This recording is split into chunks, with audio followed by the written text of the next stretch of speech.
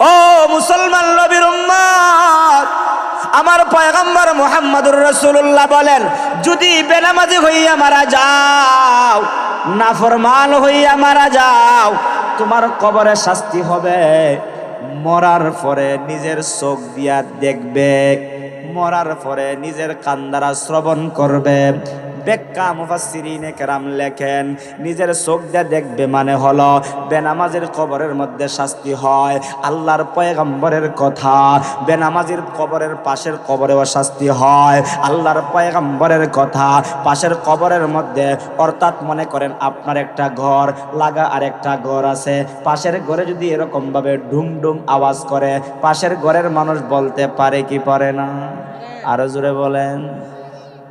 আল্লাহর পয়গম্বর মুহাম্মদুর রাসূলুল্লাহ ডাক দিয়া বলেন, বেনামাজির কবরের মধ্যে শাস্তি হয়। আর আল্লাহ তার কোরআনের মধ্যে প্রমাণ করেন, ওই বান্দা যখন কবরের মধ্যে শাস্তি হবে, নিজের চোখ দিয়া দেখবে, নিজের চোখ দিয়া দেখবে, কান দ্বারা শ্রবণ করবে, তখন আল্লাহকে ডাক দিয়া বলবে, রব্বানা, হে আমাদের রব। ও দুনিয়ার মুসলমান, আমরা একটা কথা বলি, দাঁত থাকতে দাঁতের মর্ম বুঝো। দাঁত পরে যাওয়ার পরে যদি কেউ খাসির গোস্ত পায়, গরুর গোস্ত পায়, আফসোস করে আর বলে, হাই রে, যদি দাঁত থাকতো, আজকে তো আসলাম বিয়ের বাড়িতে, গোস্তটা খাইতাম। আজকে তো আসলাম ছেলের বাবার বাড়িতে, আজকে তো গোস্তটা খাইতাম। আজকে তো আসলাম মেয়ের বাবার বাড়িতে, গোস্তটা খাইতাম। কিন্তু দাঁত নাই দেইকা আফসোস করে এমন বুড়া চাচা আমাদের দেশে আছে না নাই? আসেনি? ও মুসলমান, দুনিয়াতে আল্লাহরে আল্লাহ বলে একদিনও ডাকে নাই। 60 বছর কাটাইছে, 40 বছর কাটাইছে, 30 বছর কাটাইছে। এমন মানুষ কি তা মনে করেন বাহুবল উপজেলায় আছে না নাই? কম না বেশি? অভাব নাই, অভাব নাই। আল্লাহরে ডাকছে না, কিন্তু কবরের শাস্তি দেখার পরে ডাক দিয়া কয়, রব্বানা, হে আমাদের রব, আবসরনা, নিজের চোখ দিয়ে দেখতেছি মালিক, কবরের মধ্যে শাস্তি হয়। কেমন শাস্তি হয়? আল্লাহর পয়গম্বর বলেন, ফজরের নামাজ না পড়ার কারণে কবরের মধ্যে জহর পর্যন্ত সাপ তাকে দংশন করে, জহরের নামাজ না পড়ার কারণে আসর পর্যন্ত সাপ তাকে দংশন করে, মাগরিবের নামাজ না পড়ার কারণে এশা পর্যন্ত সাপ তাকে দংশন করে, এশার নামাজ না পড়ার কারণে ফজর পর্যন্ত সাপ দংশন করে। একটা দুইটা সাপ নয়, 70 থেকে 99টা সাপ এক একটা বেনামাজির কবরের মধ্যে আল্লাহ দিবেন। এক একটা সাপ একটা চুব্বুন দিবে, 99 গজ মাটির নিচে ঢুকাই দিবে। কেমন সাপ, কেমন সাপ শোনো। ওই সাপ যদি দুনিয়ার মধ্যে একবার শুধুমাত্র নিঃশ্বাস বালাইতো, দুনিয়ার গাছ বৃক্ষলতা পাতার গজাইতো না। এমন বিষাক্ত সাপ যখন কামড় দিবে, কেমনে সহ্য করব, কেমনে সহ্য করব? আমাদের সহ্য করার মতন কোনো সুযোগ নাই, সহ্য করার মতন এমন কোনো ধৈর্য নাই। এজন্য রে যুবক, ওই বান্দা আবসরনা, নিজের চোখ দ্বারা দেখবে, ওয়াসামি'না, আর কান দ্বারা শ্রবণ করবে। কান দ্বারা শ্রবণ করার পরে ডাক দিয়া বলবে, ফারজিনা, ও আমার মালিক আল্লাহ, আমারে আবার দুনিয়াতে বরগাঁও এলাকায় পাঠায় দাও। আমি জানতাম আমার এলাকার মধ্যে মসজিদ ছিল, কিন্তু মসজিদে যাই নাই। আমি জানতাম মসজিদের মধ্যে 5 বার আল্লাহু আকবারের ধ্বনি হইতো, কিন্তু সেই আকবারের ধ্বনির জবাব দিতাম না। ফারজিনা, আবার তুমি আমারে দুনিয়াতে পাঠাও। আমি এবার যদি দুনিয়াতে আসি, মসজিদ ছাড়ব না, মসজিদের মহল্লা ছাড়ব না, কোরআন তেলাওয়াত ছাড়ব না, সুবহানাল্লাহ ছাড়ব না, একটা জবানও বন্ধ রাখবেন না। যারা কবরে গেছে বরগাঁও এলাকার কেউ কি আর ফিরে আসছে? আরো জোরে বলেন, আসছে নাকি আসবে? আসবেও না, আসেও নাই, চির সত্য কথা। কিন্তু বিপদে পড়লে হাসায় মিশায় মুখ দিয়া বারোয় না, বারোয় না। বিপদে পড়লে হয় কোন দিকে সূর্য উঠছে, পশ্চিম দিকে। বিপদে পড়লে হয় আজকে দিন না রাত, রাত্রে হয় দিন, দিন রে হয় রাত, রিমান্ড নিলে পরে দেখা যায় উল্টা পাল্টা কথা কয় না কয় না। ওই জায়গায় শাস্তি দেখার পরে আল্লাহরে ডাক দিয়ে কইব, আল্লাহ আবার আমার দুনিয়াত পাঠাও। আল্লাহ পাঠাইবেন না, শুধু তা না, বলবে কি না'মাল সালিহা, আল্লাহ আমি এখন নেক আমল করব। ইন্না মুকিনুন, আল্লাহর কথা সত্য। ওই বান্দা বলবে, আল্লাহ আমার এখন দৃঢ় বিশ্বাস হইছে।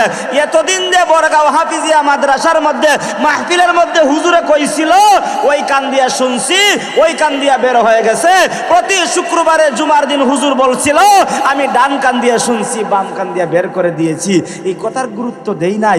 আজকে বাস্তবতার দিক দিয়ে কবরের শাস্তি দেখা এখন আমার বুঝে আসছে, আল্লাহ আবার আমার দুনিয়াতে পাঠাও।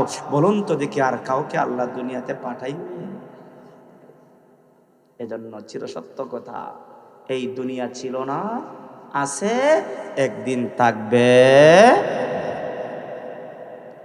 আল্লাহ ছিলেন, আল্লাহ আছেন, আল্লাহ জোরে বললেন, আরো জোরে বলেন, ছিলেন, আছেন, থাকবেন। আমরা ছিলাম না, আসি, এই দুনিয়াতে একদিন আমরা একদিন থাকবো না। এটা আমার কথা না, আল্লাহ নিজে বলেন, কুল্লু মান আলাইহা ফান, কুল্লু মান আলাইহা ফান ওয়া ইয়াবকা ওয়াজহু রাব্বিকা যুল জালালি ওয়াল ইকরাম। আল্লাহ বলেন সব কিছু ধ্বংসশীল, ধ্বংস হয়ে যাবে, সম্মান আর মর্যাদার মালিক একমাত্র বাকি থাকবেন যিনি, তিনি কে? আরো জোরে বলেন। অতএব ওই আল্লাহকে ডাকলে আল্লাহ খুশি হন, ওই আল্লাহর ইবাদত করলে জান্নাত পাওয়া যায়। ও মুসলমান, এই জন্য আমার তেলাওয়াতকৃত আয়াতে আল্লাহ বলেন, কুল্লু নাফসিন যায়িকাতুল মাউত, প্রত্যেকটা প্রাণীকেই মৃত্যুর স্বাদ গ্রহণ করতে হবে। এরপরে আল্লাহ বলেন, ওয়া ইন্নামা তুওয়াফাউনা উজুরাকুম ইয়াউমাল কিয়ামাহ, মরার পরে সবাইকে হাসরের ময়দানে, হাসরের কঠিন ময়দানে সবাইকে যাইতে হবে। যেমন চেয়ারম্যান যাবে, এমপি যাবে, চুপলিগড়ের মালিকও যেতে হবে, কোটি টাকার মালিকও যেতে হবে, হাসরের ময়দানে সবাইকে দাঁড়াইতে হবে। ও মুসলমান, ওই নবী মুহাম্মদ সাল্লাল্লাহু আলাইহি ওয়াসাল্লাম বলেন, হাসরের ময়দানে যাওয়ার পর প্রত্যেকটা মানুষ পেরেশান থাকবে, পেরেশান থাকবে। কি করব, পেরেশান। আমার নবী, আপনার নবী, যেই নবীকে আমরা অনুসরণ করি, যেই নবীকে মহব্বত করি, ওই নবী ডাক দিয়া বলেন, আমি জানি আমার উম্মতেরা হাসরের ময়দানে বিপদে পড়বে, মুসিবতের মধ্যে পড়বে। আমি আগাম জানাই দিতে চাই, অগ্রিম জানাই দিতে চাই, আমার উম্মতেরা আমাকে তিনটা জায়গায় হাসরের ময়দানে তালাশ করবা। আল্লাহু আকবার। আরো জোরে বলেন, আরো জোরে বলেন, আল্লাহু আকবার। আরে খুশির সংবাদ, আমার পয়গম্বর ডাক দিয়া বলেন, তিন জায়গায় তোমরা আমাকে পাইবা। এক নাম্বার হলো মিজানের পাল্লা, যেখানের মধ্যে আমার আপনার আমলনামা ওজন করা হবে। ওয়ানাদাউল মাওয়াজিনাল কিসতা লিয়াউমিল কিয়ামা ফালা তুজলামু নাফসুন শাইআ, আল্লাহ মিজানের পাল্লা স্থাপন করবেন। একারের মধ্যে নেকির পাল্লা থাকবে, বদির পাল্লা থাকবে। ওই যে সুবহানাল্লাহ বলছেন, আলহামদুলিল্লাহ বলছেন, আল্লাহু আকবার বলছেন, 5 ওয়াক্ত নামাজ পড়ছেন, মসজিদ মাদ্রাসার সঙ্গে ভালো সম্পর্ক রাখছেন, ডান পাল্লার মধ্যে নেকিগুলো তোলা হবে। যার নেকির পাল্লা ভারী হয়ে যাবে, তার ডান হাতের মধ্যে আমার আল্লাহ আমল নামা দিয়া চির জান্নাতের মেহমান বানায়া দিবে। ও মুসলমান নবীর উম্মতের দল, আল্লাহর পয়গম্বর বলেন, যারা কিয়ামতের ময়দানে ডান হাতে আমলনামা পাবে। কোন হাতে? দুইটা হাত আছে, এই দুইটা হাতের মধ্যে ভালো কাজের মধ্যে এই হাতটা আমরা লাগাই কি লাগাই না?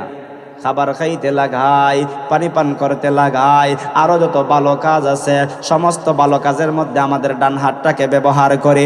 আল্লাহর পয়গম্বর বলেন হাসরের ময়দানে যখন ডান হাতের মধ্যে আমলনামা দিবে, আমার আল্লাহ তার কালামে হাকিমের মধ্যে বলেন ফাম্মা মান উতিয়া কিতাবাহু বিয়ামিনিহি ফায়াকুলু হা উমকরাউ কিতাবিয়া ইন্নী যানানতু আন্নী মুলাকিন হিসাবিয়া ফাহুয়া ফি ঈশাতির রাদিয়া ফি জান্নাতিন আলিয়া কুতুফুহা দানিয়া কুলু ওয়াশরাবু হানিআম বিমা আসলাফতুম ফিল আইয়ামিল খালিয়া।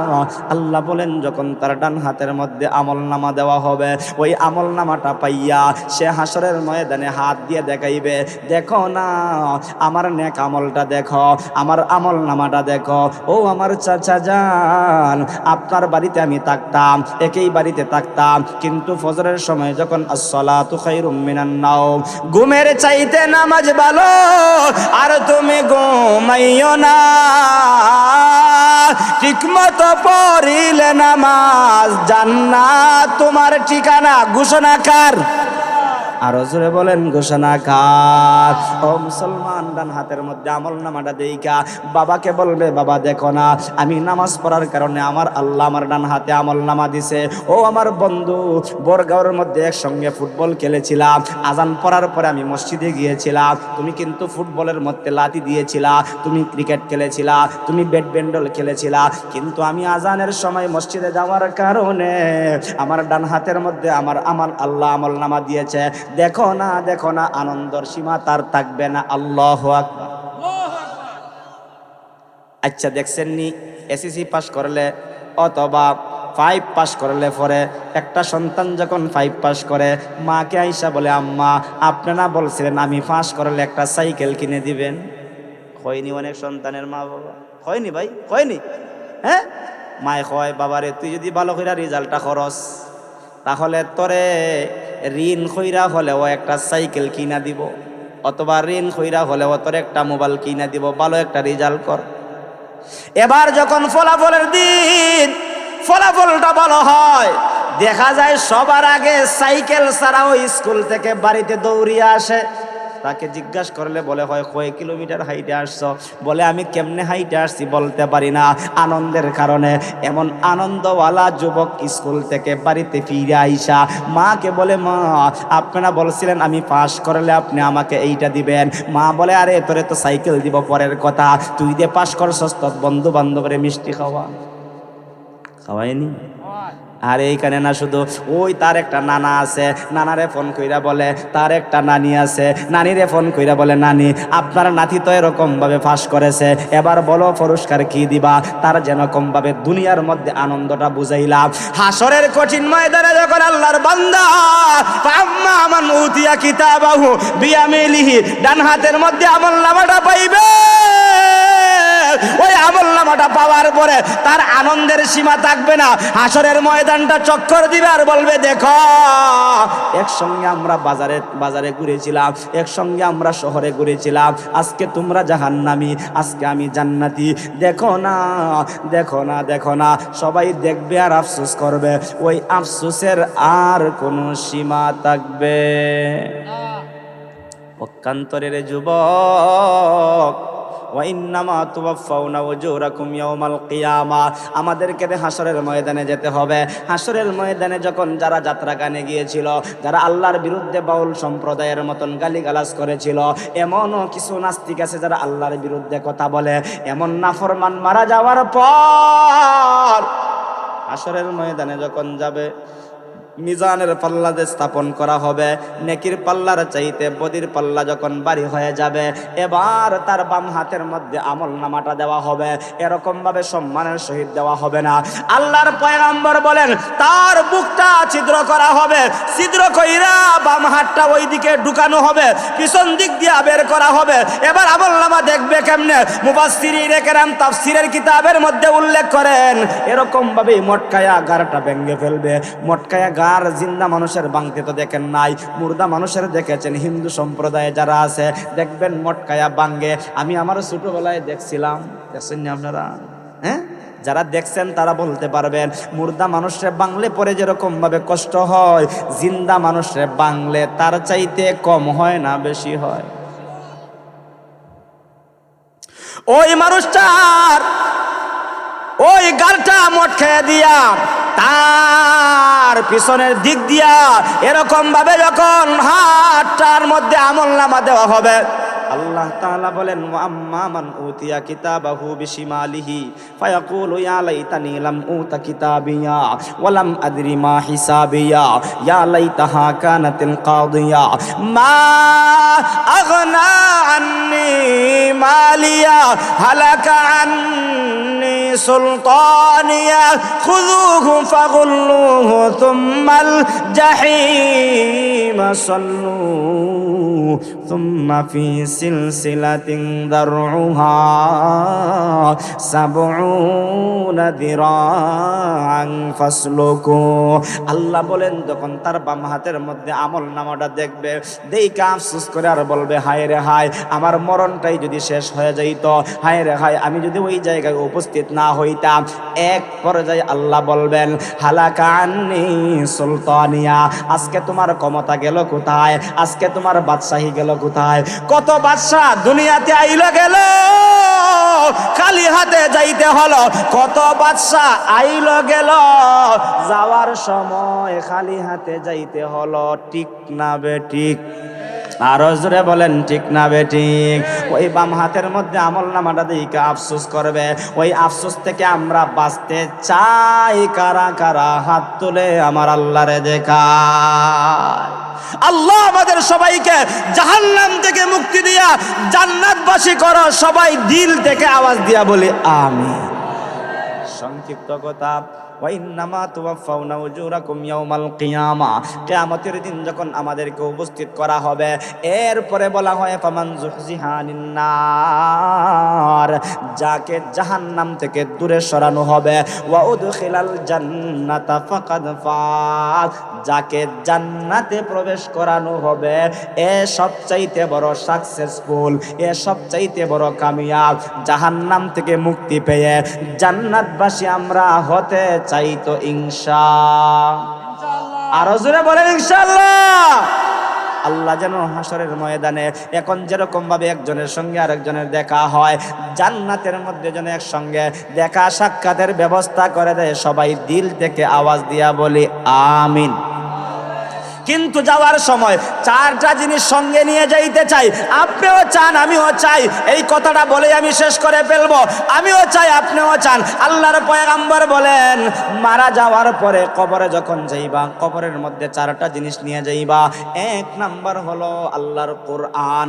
এই কোরআন এই হুসাইনিয়া মাদ্রাসায় পড়া হয় কি হয় না? আরো জোরে বলেন। দুই নম্বরে ওয়াসসালাতু আইয়ামিনিহি, এই মাদ্রাসার মধ্যে নুরানি মাদ্রাসার মধ্যে নামাজ পড়া হয়, নামাজের প্র্যাকটিক্যাল শিক্ষা দেওয়া হয় কি হয় না?